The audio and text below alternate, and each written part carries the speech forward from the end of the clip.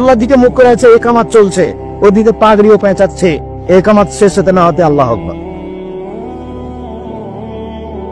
3 foot দূরে দূরে দাঁড়ানো তো বহু দূরের কথা।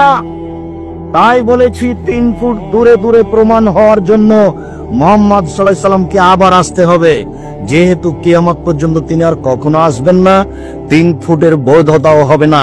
আজ থেকে নিয়ে কিয়ামত পর্যন্ত যদি কাবা ঘরে আর কোনোদিন পায়ে পা মিলিয়ে না দাঁড়ায়, আজ থেকে নিয়ে কিয়ামত পর্যন্ত যদি কাবা ঘরে আর কোনোদিন পাশাপাশি প্রাচীরের মতো না দাঁড়ায়, তবুও তা জায়েজ হবে না।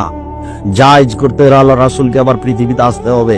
যেহেতু তিনি আসবেন না, কাজে এই ইবাদতের সিদ্ধান্ত পরিবর্তন হবে না। শুনুন, এত সতর্ক মানুষ ছিলেন সাহাবীগণ, এর পরেও তিনি বলতেন, এত সতর্ক সাহাবী তারপরে বলছেন মুআজ জি লাব্বাইক, মুআজ জি লাব্বাইক, মুআজ জি লাব্বাইক। বলেন কি বলছেন? আচ্ছা মুআজ বলতে পারো মা হাক্কুল্লাহ, আল্লাহ আমাদের কাছে কি পান? মাকলেবাত বলতে পারো তুমি বান্দার কি হক? আমরা আল্লাহর কাছে কি পাই? আমাদেরটা দেন। আল্লাহ বলছে আমারটা দাও। আমরা কি পাই? তিনি কি পান? তুমি কি এটা বলতে পারো? জি না, এটা বলতে পারি না। আল্লাহ এবং আল্লাহ রাসূল ভালো জানে।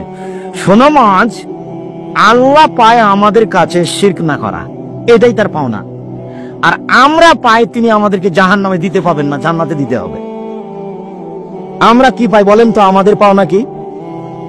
জান্নাতে দিতে হবে, উনি জাহান্নামে দিতে পাবেন না, এটা আমাদের পাওনা।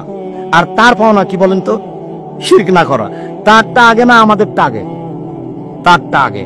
যখন শিরক নেই তখনই জান্নাত, যখন শিরক আছে তখনই জাহান্নাম।